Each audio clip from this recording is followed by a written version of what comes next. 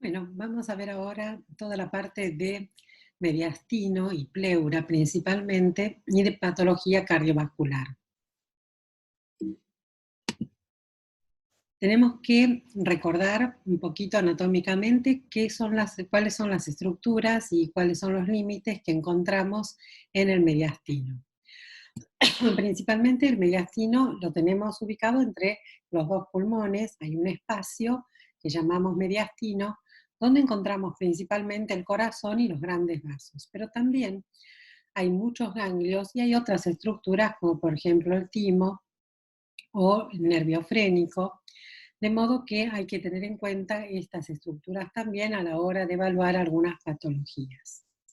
Acá podemos ver en la imagen central el corazón y la disposición de la aorta con su callado y de la vena cava superior, formada por las venas que vienen de aquí, y la vena cava inferior, que viene justamente de la parte inferior del cuerpo. Bien, los límites básicamente están dados radiológicamente por el contorno de la silueta cardíaca y de los cilios de un lado y del otro. Vamos a ver un poquito límites y contenidos del mediastino. Como límite superior, todo lo que está por arriba del callado del aórtico. Anterior, por delante de lo que son los elementos cardiovasculares. En el medio es donde está contenido el corazón y los grandes vasos. Y posterior, todo lo que quede por detrás de la tráquea.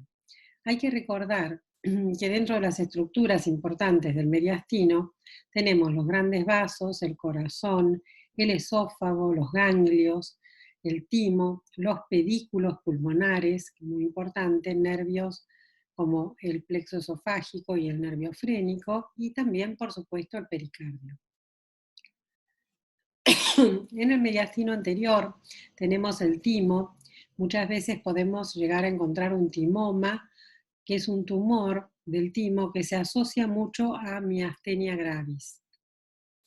Tenemos la glándula tiroides que en el caso de hacer un bocio endotorácico podría invadir la parte superior del mediastino anterior. Podemos encontrar teratomas, podemos encontrar linfomas, ¿sí?, por todos los ganglios que tenemos en ese sector. En el mediastino medio, principalmente lo que vamos a encontrar es el corazón y los grandes vasos.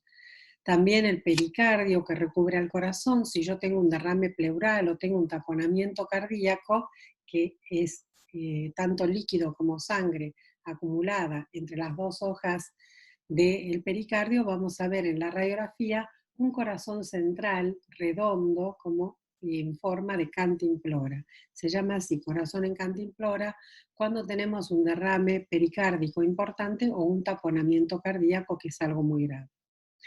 También tenemos el nervio frénico, que es importante porque inerva el diafragma.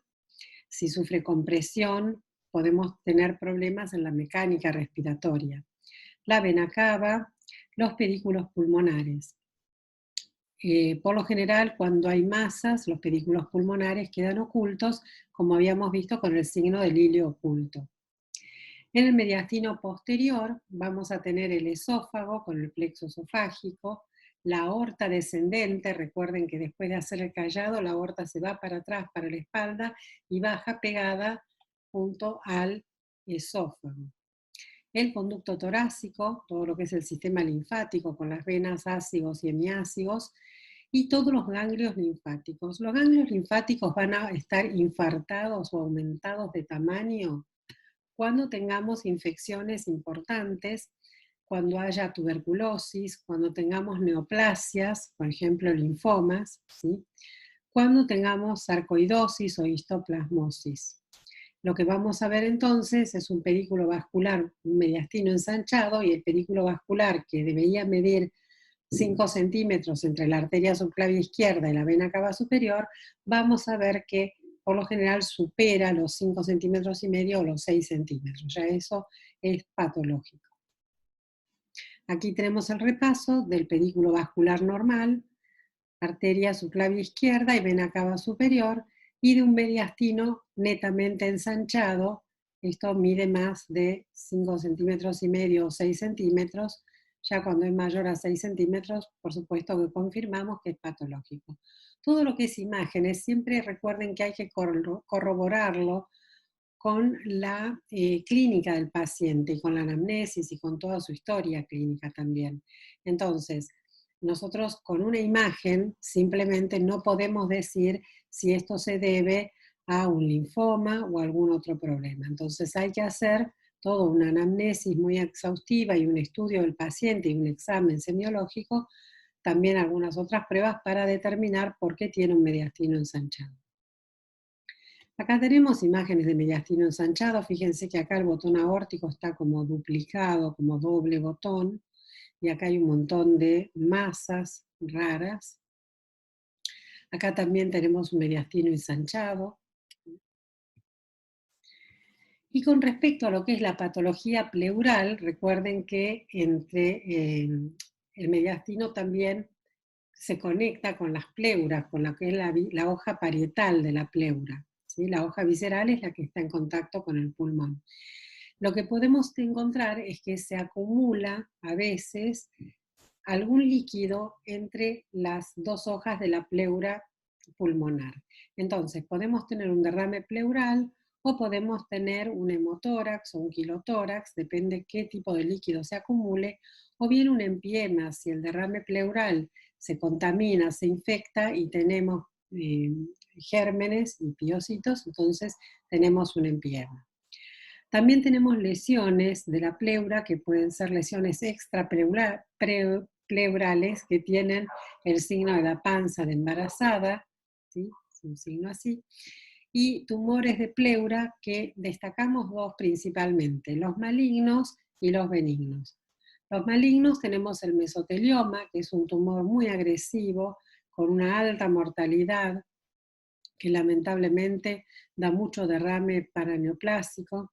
Es un tumor que está asociado principalmente a la asbestosis, y la asbestosis, los asbestos en realidad es el amianto, y es un tumor de muy mal pronóstico. Y los tumores benignos, el más común es el tumor fibroso de pleura, que a veces puede semejar un gran quiste o un nódulo. Cuando tenemos un derrame pleural, tenemos que analizar con los criterios de Light qué tipo de líquido es, si es un trasudado o si es un exudado. Por lo general, los líquidos de tipo trasudado responden a problemas en las presiones hidrostáticas y presión oncológica en los capilares y suelen tener principalmente un origen cardiogénico. Los exudados son más típicos de las infecciones o bien, si es un exudado hemorrágico, de las neoplasias. En la radiografía, lo que vamos a ver cuando tenemos patología pleural con un derrame pleural es, primero, si el derrame es pequeño, la ocupación de los senos costofrénicos. Se van a borrar los senos costofrénicos, ya no vamos a ver esos piquitos que veíamos oscuros, sino que van a estar borrados. Puede estar de un lado, puede ser bilateral. Si el derrame es mayor, vamos a ver una opacidad, una radioopacidad, con una línea de concavidad superior que se llama línea de Damoiseau-Ellis.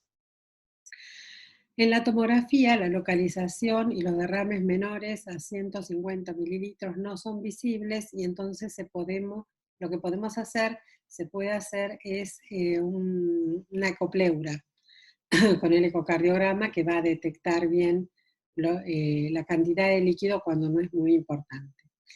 En la tomografía lo que podemos ver es el realce, ¿sí? Cuando tenemos empiema. La ecopleura es esta ecografía o ultrasonido que permite detectar los derrames pequeños. También en los pacientes pediátricos, para no irradiarlos, podemos hacerlo. Y si hay que hacer una punción, también sirve como guía para tratamientos invasivos. El empiema es un derrame pleural que es purulento, que tiene gérmenes activos, puede tener forma de media luna o ser elíptico y puede estar libre o bien, si ya ha pasado mucho tiempo, se pueden formar tabiques fibrosos y quedar tabicado o encapsulado. Requiere drenaje, se realza con contraste endovenoso en la tomografía y en el caso de que haya una exposición a los asbestos que genera esta enfermedad que es la asbestosis, se van a ver placas, focos, ¿sí? En las placas pleurales engrosadas. Hay una calcificación y un gran engrosamiento difuso, y el riesgo de la asbestosis, por supuesto, que cause mesotelioma, que es el tumor maligno de pleura que tiene muy mal pronóstico. Entonces, derrames pleurales pequeños tienen los senos costofrénicos ocupados. De este lado nosotros no podemos ver el seno costofrénico porque está ocupado por el derrame.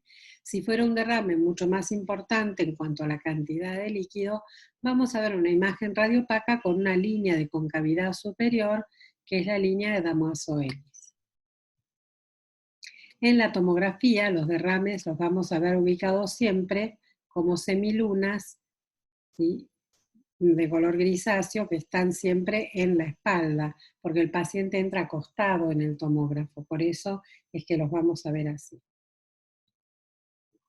Este es el tumor de pleura maligno, el mesotelioma. Fíjense el engrosamiento de la pleura, los bordes espiculados e irregulares.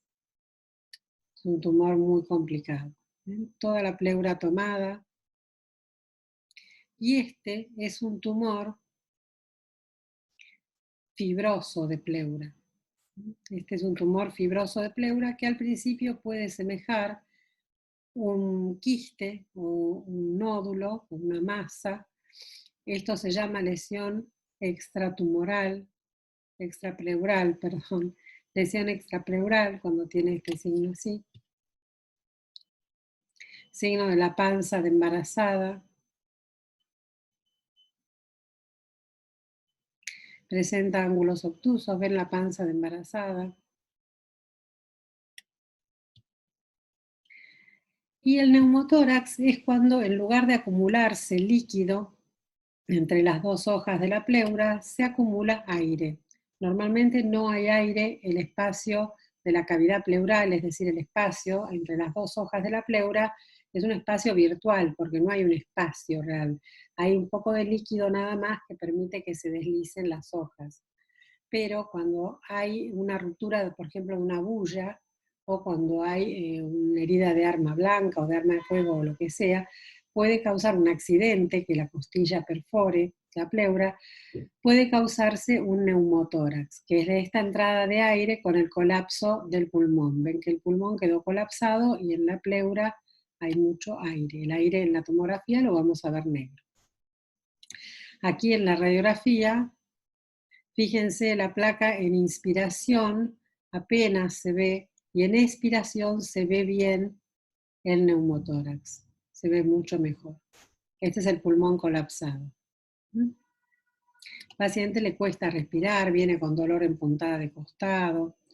Los neumotórax espontáneos son bastante comunes en los pacientes fumadores que hacen bullas, que quedan acá en los ápices, y esas bullas se abren, son espacios que tienen atrapamiento aéreo y se abren hacia la pleura y causan el neumotórax espontáneo.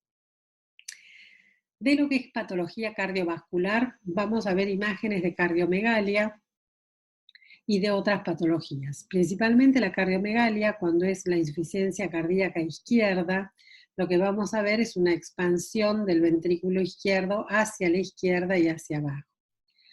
Cuando hay insuficiencia cardíaca derecha, decimos que tenemos una imagen en sueco o en bota, y la insuficiencia cardíaca congestiva o global, por lo general, suele cursar con edema agudo de pulmón.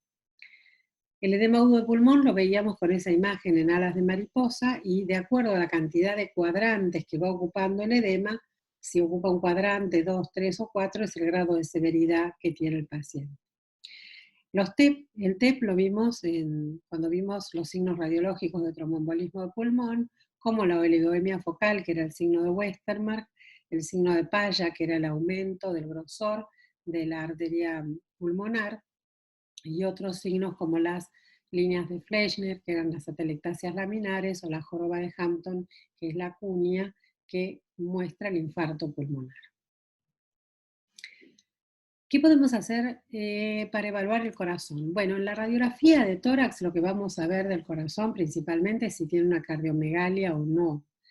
Y si hay ensanchamiento del botón aórtico o del mediastino, algo que nos haga sospechar que tengo algún problema en la aorta. Podemos ver el signo de la silueta, si es positivo o negativo, si hay un signo que se llama el signo del calcio, que ya lo vamos a ver, o el signo del 3, son signos de diferentes patologías. En la tomografía también podemos ver muy bien las cámaras, ¿sí? Las cámaras y se puede ver muy bien el TEP, por ejemplo, el tromboembolismo de pulmón, cuando está obstruida la arteria pulmonar, eso se puede ver muy bien en el TEP. El ecocardiograma con o sin Doppler es uno de los mejores estudios que podemos hacer, incluso el ecocardiograma transesofágico, porque el ecocardiograma siempre nos permite cuantificar, nos permite medir la fracción de eyección en el caso de una insuficiencia cardíaca, nos permite medir las presiones, nos permite medir los volúmenes, el tamaño de las cámaras, los flujos, si estamos hablando de Doppler, de uso de Doppler, y luego tenemos la resonancia y la cámara gamma. La cámara gamma se usa más que nada en pacientes con coronariopatías o pacientes cardiópatas que se evalúa si está bien perfundida o no el área, el territorio de las coronarias. Bien, entonces en la radiografía de corazón básicamente lo que tenemos es la cava superior, la aorta, la arteria pulmonar con los cilios, ¿sí? La aurícula derecha, el ventrículo derecho es lo que queda más anterior a nosotros y el ventrículo izquierdo.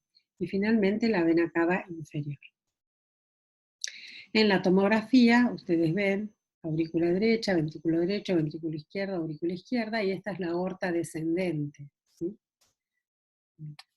Esto sería una ventana mediastínica de la tomografía. En la resonancia, también aquí tenemos la aorta y tenemos las 4 cavidades. La ecografía del corazón, el ecocardio, ¿sí? Que permite, aparte es un estudio dinámico, nos permite estudiar mucho todo lo que es movimiento, si el corazón tiene un movimiento normal o si tiene un movimiento patológico. Esta es una imagen de lo que es una cámara gamma, ¿sí? Que muestra el grado de perfusión del corazón. Y algunos factores modifican la imagen cardíaca. Al principio de todo, cuando hablábamos de radiografías, les había comentado que la radiografía se toma a una distancia de 1,80 m. Es decir, el paciente, con respecto al aparato, tiene que estar a 1,80 m. ¿Por qué? Porque de esta manera, cuando el paciente está a 1,80 m, el corazón aparece con un tamaño del puño de una mano, que es el tamaño aproximado real que tiene el corazón. Si yo tengo una distancia menor o mayor, si es menor lo voy a ver muy grande y va a parecer que tengo una cardiomegalia cuando no la tengo, y si es menor lo voy a ver muy pequeñito, no voy a poder apreciar algunas cosas. También si la radiografía se toma en expiración, modifica también la imagen cardíaca. Si la proyección en vez de ser póstero-anterior es antero-posterior. Si hubiera ascitis en pacientes con ascitis o pacientes obesos o señoras embarazadas, por el volumen que tienen del abdomen, el corazón se horizontaliza, ¿sí? O no se ve perfectamente como se debería ver. En el caso de ascitis, obesidad y embarazo, por lo general el corazón lo vamos a ver horizontal. En los pacientes muy delgados o pacientes bronquíticos, el corazón suele estar más vertical.